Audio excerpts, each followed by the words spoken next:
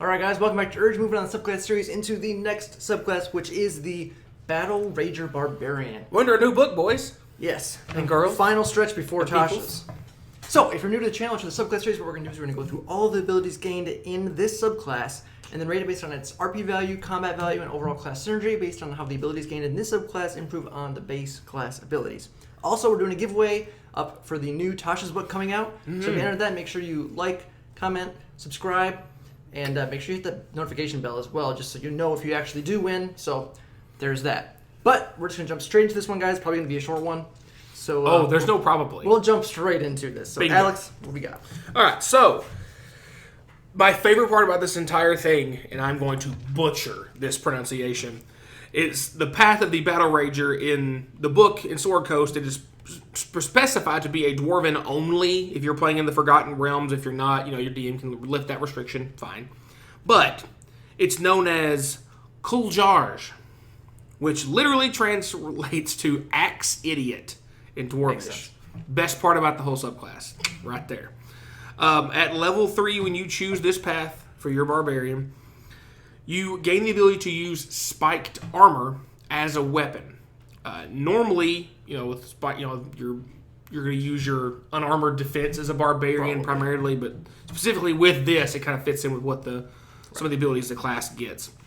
Spiked armor normally 14 AC plus your Dex mod with a max of 2. Stealth of disadvantage as well because metal spikes on your armor.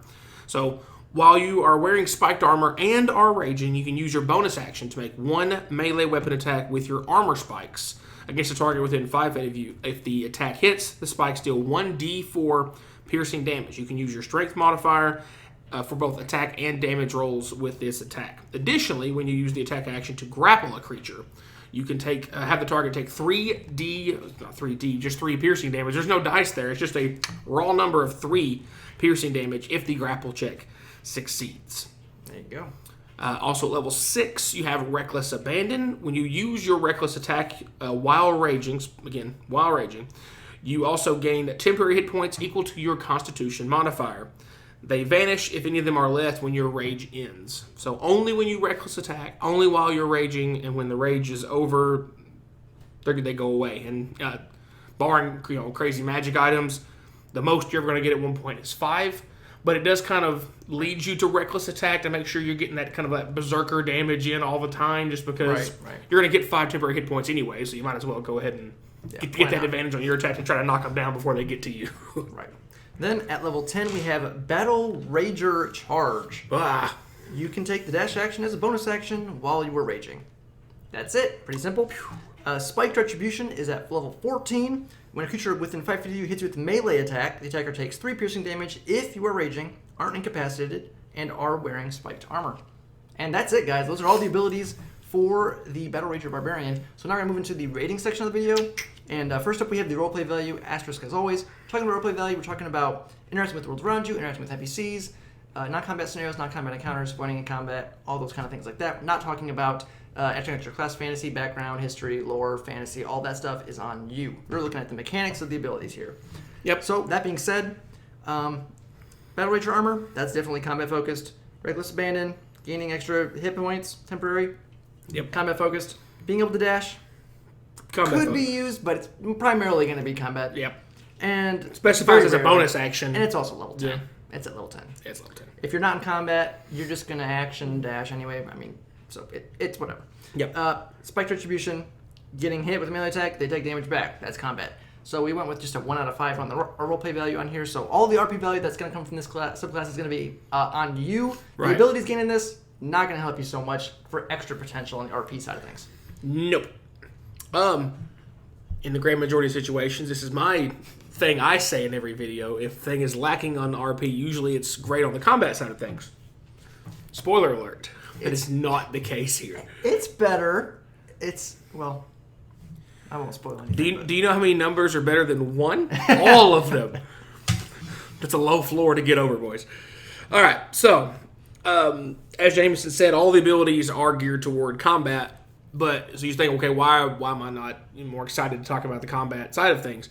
And something else that he and I talked about before while we were kind of going over all this stuff is that I've tried to get a better job as we've gone through more of these subclasses of thinking, okay, is there another class or a subclass that gets a similar ability or the exact same ability earlier, later? Do they get better? No limited to uses? Right, yeah. As a comparison to kind of have, okay, how does this compare? I mean, and the obvious thing is, at level 10, you can dash as a bonus action only while you're raging. Have you met rogues? Right. Dash, disengage, hide, all as bonus actions at level 2. Yeah. You can just dip. Yeah, disappointing. The Battlerager armor is very good, especially early on, because you do get the an extra attack at level 3. Normally you wouldn't get into level 5, and by the time you hit level 5, now you have 3 attacks. Your two main attacks plus a bonus action attack that most normally barbarians don't get the opportunity to use their bonus action except to rage. And once they're raging, their bonus action's pretty well gone. Unless they've got, something else. But again, if you're in this subclass, that's what your bonus action is going to be used for. Once you're raging to get that extra damage in. Grappling is cool with the spiked armor, but it's just 3 piercing damage and it does not scale. So if you grapple something at level 12, you're dealt 3 damage. Instead of swinging at it with your great axe twice for a chance at 2d12 damage plus strength modifier, I grappled it and dealt it 3 damage. Right. Sometimes there's reasons to grapple, but sometimes you don't care worth about it. 3 damage when you're grappling. You're caring more about the effect of the grapple. Right. Yeah. That's not being able to move. That extra bonus is really not worth choosing that specifically that extra damage. Right. If you're going to grapple it because you really think the grapple is worth that value, that extra 3 damage is... It's not going to change your mind. It's not going to affect whether your strategy choice in that situation.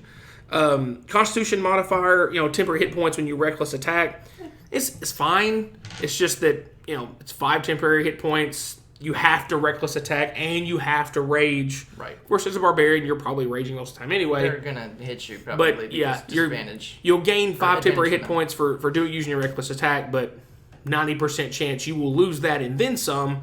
If you hadn't reckless attack, you might not get hit in the first place because you're giving them advantage as well. So that's okay, fine. It's whatever. And then Spike Retribution. You're waiting all the way to level 14. If somebody hits you with a melee attack, they just take 3 piercing damage.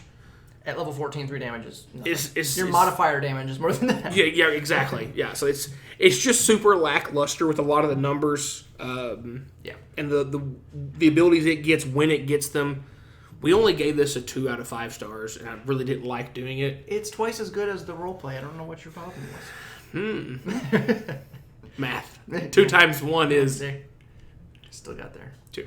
Yeah, not super tuned, we feel like, in the damage department for the abilities on here. Yep. Then lastly, we have the overall class synergy. This is kind of ironically where it shines, just because a lot of the abilities on here are all focused around your rage. So, yeah, I mean, you're getting extra bonuses for your raging, and that's pretty much every ability on here. So... let's keep it short here, guys. It's not really much more to say that we haven't already said in one way, shape, or form. So we went with a 3 on the synergy side of things, just because you're getting some extra bonuses and incentives to use reckless attack, extra bonus incentives to use your rage. But again, they're not going to be anything to write home about. Right. They're helping you. They synergize with the main class feature that you have, which is your reckless attack and your rage. And but it's nothing like, this really pairs super well with this, which allows you to then do this. Right. Now you can do this. Right. If these things were tuned better, then it would be a higher score, I would say, because for sure, more impactful. But because they're so lackluster overall, we just went with a 3. Two different abilities deal 3 extra damage, and it doesn't scale. Right. That's the thing. Like a lot of other subclasses, they get abilities like this. The damage will scale up as you level. Yeah, I think they learned a lot from the newer books. This is, I think, the first book that they published with new subclasses after the Player's Handbook. So you can really see the difference in how they develop classes, which is fair. Sure. But that's going to wrap it up for this one, guys. Nice, short, and sweet. This might be one of those contenders for if we redid the class, subclass, how would we change it? Yeah. So maybe keep an eye out for that in the future. Yeah. But again, guys, remember we have that giveaway for Tasha's new book coming out. 22 new subclasses, new class features. And so many subclasses. Changing racial ability. There's a lot of stuff in this new book, guys, so it's going to be awesome. So make sure you comment, subscribe, like, and then if you want, you can hit that bell notification as well so you know if you actually win. It'd be nice. But that's going to be all for this one, guys. As always, thanks for watching.